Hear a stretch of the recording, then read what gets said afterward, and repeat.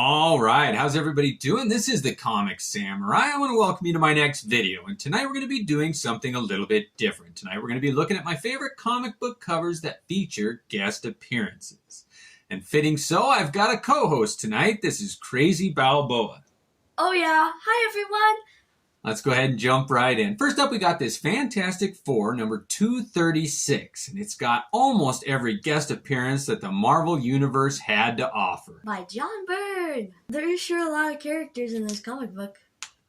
Moving on, next up we got Justice League of America, number 29. And this is one of the first comics that had a crossover. It was introducing that crisis motif that DC used, where the JLA teamed up with the JSA. Personally, I think that this comic book is really old. It is.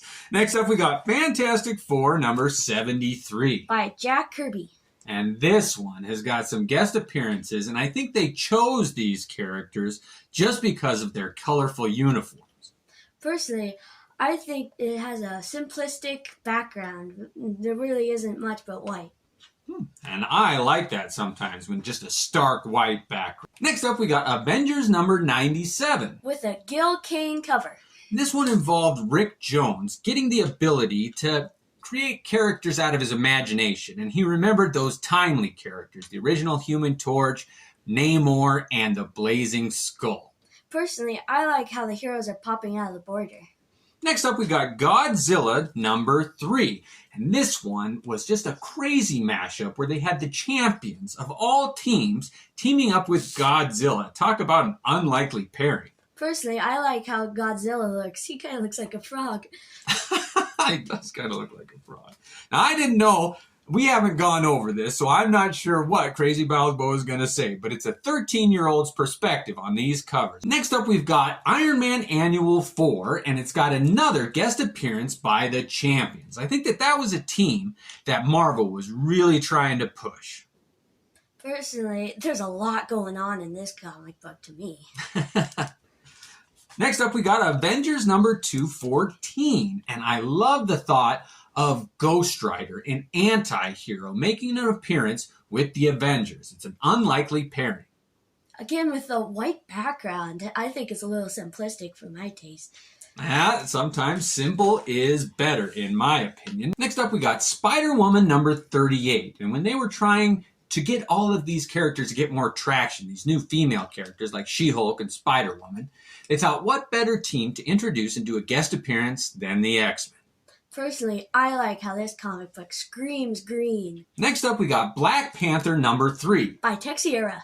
And everyone knows that Mark Teixeira is one of my favorites. And I think it's great that the Fantastic Four make an appearance in Black Panther's comic because he made his very first appearance in theirs. Personally, I like how realistic this cover looks. Nice. Next up, we got Submariner number 29. And I love it when two characters, two iconic big heroes go at it. And it doesn't get much bigger or tougher than Namor and Hercules. I really like this background on this one. Yeah, went from white to black, and he likes the black backgrounds. Next up, we got X-Men number 268. By Jim Lee. Now, when this one came out, it really surprised me. I couldn't believe that Captain America and the Black Widow were making an appearance in an X-Men comic. I like the background, how it's kind of dots.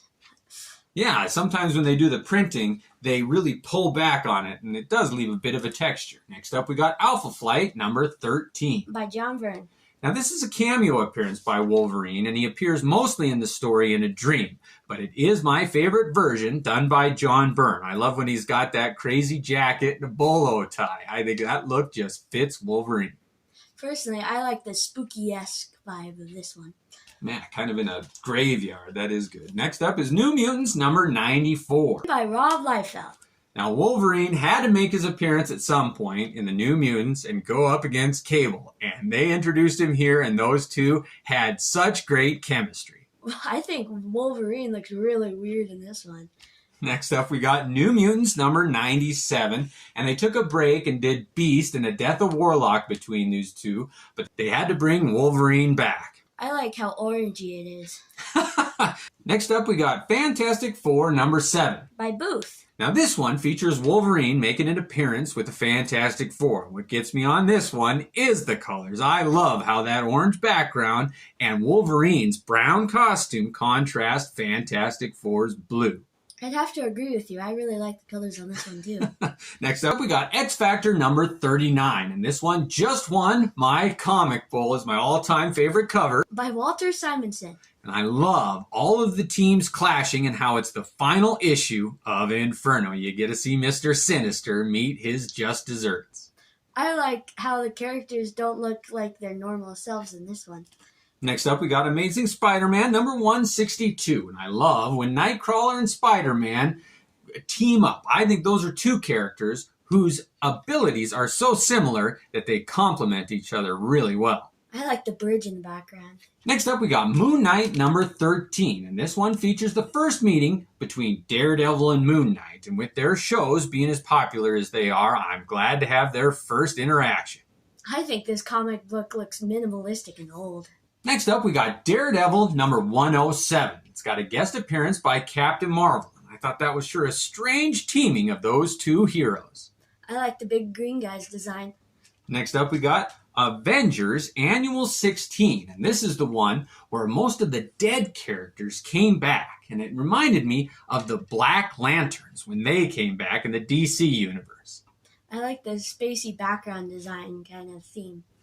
Next up, we got Marvel and DC Presents, and this has got such a great teaming of the two most popular teams at the time, the New Mutants and the Uncanny X-Men. It's got a cover by Simonson. Personally, I really like the background with this one. Next up, we got Shazam number 1, and I'll always think of this character as Captain Marvel. And when DC introduced him, they did a smart thing by having him team up with Superman, just so everybody knew they weren't the same character. I just wonder why Superman's on the cover. It is that guest appearance. That's awesome. Next up, we got Swamp Thing Annual 2. And this has got a Total Bean and Beset cover. And it's got all of those dark, magical characters from the DC universe, like the Demon, the Spectre, and Deadman. Personally, I like the eeriness of the skeletons on the bottom half. Next up, we got Hitman number 1. By McRae. Now, when they introduce a character, they do like to tie it to one of their big hitters. And if they tied Shazam to Superman, they did a smart thing by tying Hitman to Batman. I like the nighty background. Next up, we got Teenage Mutant Ninja Turtles number 8. And it was an introduction to two smaller press characters in this one when they did the Turtles teaming up with Cerebus. Personally, I wonder why all the Teenage Mutant Ninja Turtles are red. That's a good one. Next up, we got Savage Dragon number 2, and it's another pairing with the Teenage Mutant Ninja Turtles. And Eastman did a lot of the writing on this, and he was the one who gave the Turtles their all-red bandanas. You know it got into the kids' version of it when they got their colored bandanas. I like the font of the title. Next up, we got Gen 13 number 3, and if Wolverine has to make his cameo and guest appearances in all the Marvel books, then Pitt was the one who did it in all the Image books. This one's by Campbell. I think there's a lot going on in this comic book. I like it. Next up, we got Archer and Armstrong. By BWS. And his coloring is phenomenal. And I loved Archer and Armstrong when they premiered. And they did a good pairing with Dr. Solar. They were such opposite ends of the spectrum that they really paired well together. I think this cover's hypnotizing. Next up, we got Long Shot number 4. And I always save the best for last. This one's by Art Adams. And it's one of my favorites. I can't say enough good things about the image he drew with the web slinger sliding in from the side and the She-Hulk there in her leg warmer. Again, it's very minimalistic and white background. Not my kind of style. Well, thanks again for joining us. These were our guest appearances. I hope you liked it. I want to know what your favorite guest appearances are. Thanks for joining us and have a great night. Bye.